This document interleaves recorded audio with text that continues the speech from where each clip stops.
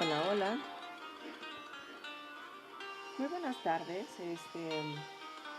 Pues el día de hoy vamos a hablar de lo que es la parte de lo que es el trastorno de depresivo, ¿verdad?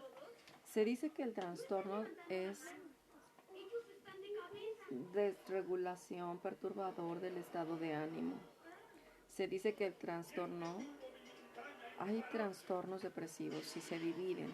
Entonces, vamos a comenzar dividiendo. Y hay un trastorno de desregulación perturbador del estado de ánimo. Hay un trastorno de presión mayor. Hay un trastorno recurrente. Hay un trastorno de depresión persistente que tiene que ver con, bueno, es distimia. El trastorno disfórico premenstrual. Trastorno, voy a volver a repetirlo, por favor, escuchen bien. Trastorno, hay un trastorno depresivo y este trastorno depresivo se divide en un trastorno disfórico premenstrual. Hay un trastorno depresivo inducido por sustancias o medicamentos, ¿no? A aquellas personas que se drogan, que toman alcohol, pues van a tener alguna cuestión por ahí, ¿no? Trastorno depresivo debido a otra afectación médica, ¿verdad? Aquí, por ejemplo, les comento esta parte de lo que es la disforia, ¿no? Eh, Hay muchos temas que en algún momento dado no se saben, que en algún momento dado hay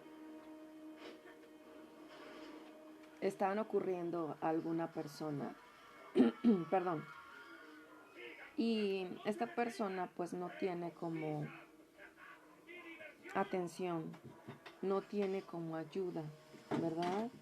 No tiene como una orientación de lo que le está pasando. Se siente mal, pero a raíz de que no tenemos el conocimiento de lo que puede estarnos ocurriendo, no sabemos esta parte.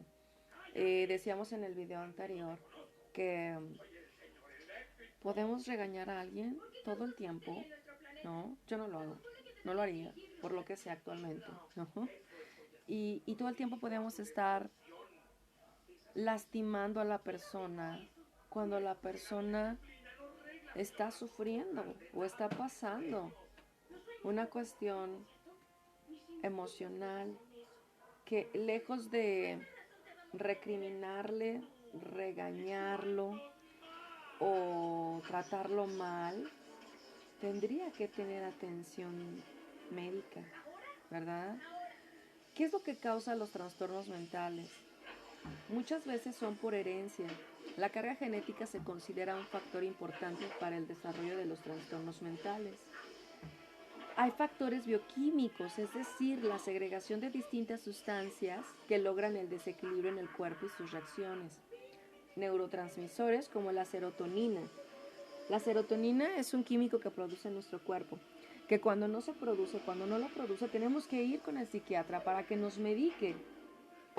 Y entonces nuestro cerebro produzca esta parte que es tan vital y tan importante en nuestro cerebro, ¿verdad? Cuyo objetivo principal es la regulación de nuestras reacciones emocionales. El sistema endocrino, lo que es esta parte es la encargada de la segregación de las hormonas, por ejemplo, la hormona del cortisol, que se lleva en momentos estresantes, ¿verdad? El sueño y ritmo cardíaco. El sueño y sus alteraciones representa un factor indispensable para el desarrollo de la vida cotidiana. El presentar alteraciones en el mismo es indicativo de disfuncionalidad.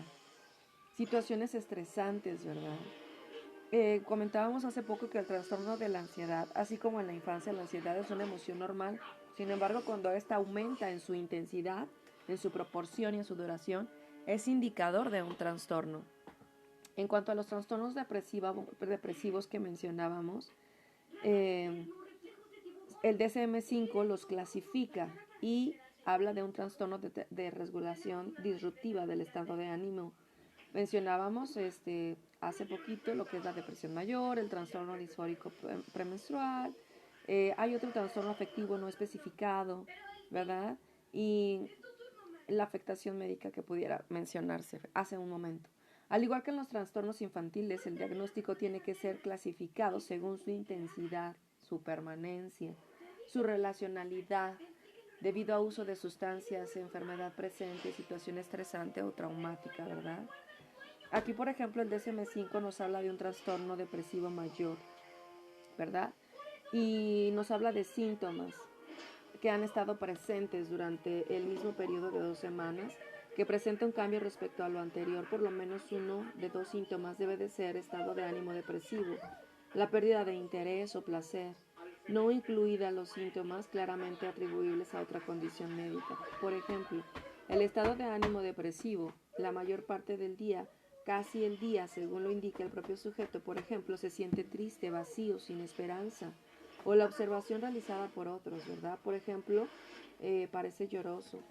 En los niños adolescentes el estado de ánimo puede ser irritable, ¿verdad? Nos habla también de una marcada disminución del interés o placer en todas o casi las actividades la mayor parte del día, ¿verdad?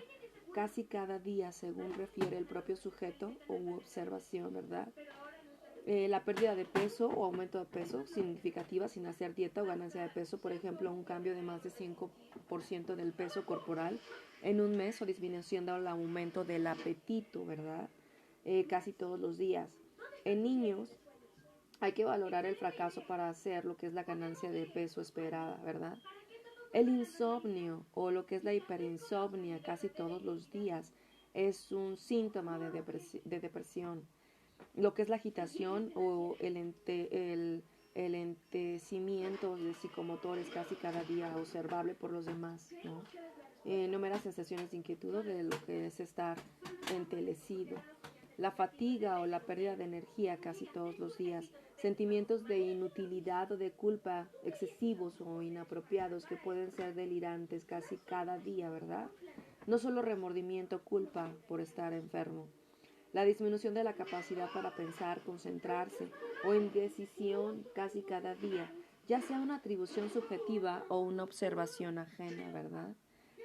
También otro síntoma es pensamientos recurrentes de muerte, no solo temor a la muerte o ideación suicida recurrente, sin un plan específico o una tentativa de suicidio o un plan específico para suicidarse. Los síntomas provocan malestar clínicamente significativo o deterioro en las ideas sociales, ocupacionales u otras importantes o el funcionamiento, ¿verdad? El episodio no es atribuible a los efectos fisiológicos o a una sustancia o una enfermedad médica, ¿verdad? En este caso, las respuestas a una pérdida significativa, por ejemplo, la pérdida de lo que es un familiar, de la separación de una madre con su hijo, la separación de un padre con su hijo, la pérdida de un abuelito, de una abuelita, la ruina económica, las pérdidas por un desastre natural, una enfermedad grave o discapacidad, pueden incluir los sentimientos de intensa tristeza, reflexión sobre la pérdida, insomnio, falta de apetito, pérdida de peso, señalados en esta parte anteriormente, ¿verdad? Que puede en algún momento dado parecerse a un episodio depresivo, aunque tales síntomas pueden ser comprensibles o se consideren apropiados para la pérdida. La presencia de un episodio depresivo mayor, además de lo que es la respuesta normal a una pérdida significativa, debe de ser considerado cuidadosamente.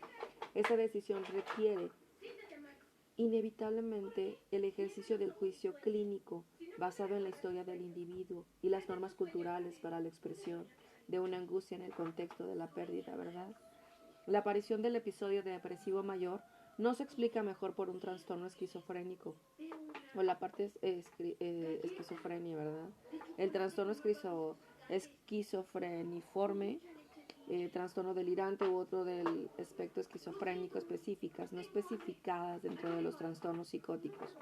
Nunca ha habido un episodio maníaco o un episodio de hipomanía, ¿verdad? Esta exclusión no es aplicable si todos los episodios maníacos o lo que es la hipomanía son inducidos por sustancias o atribuibles a efectos fisiológicos de otra enfermedad médica, ¿verdad?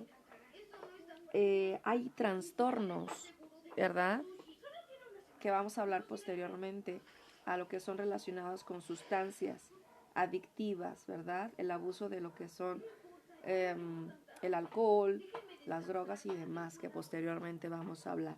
Me da mucho gusto que se informe, que escuche, ¿verdad?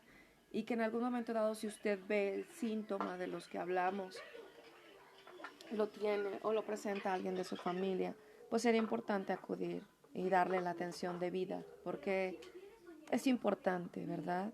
Y no es que sea flojo o floja, o no es que esté haciéndose como muchas veces he escuchado, ¿no?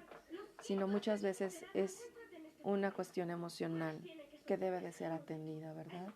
Me da mucho gusto saludarle, me da mucho gusto que pueda informarle de estos temas, pero sobre todo que en algún momento dado aprendamos juntos. Que tenga una excelente tarde. Chao, chao.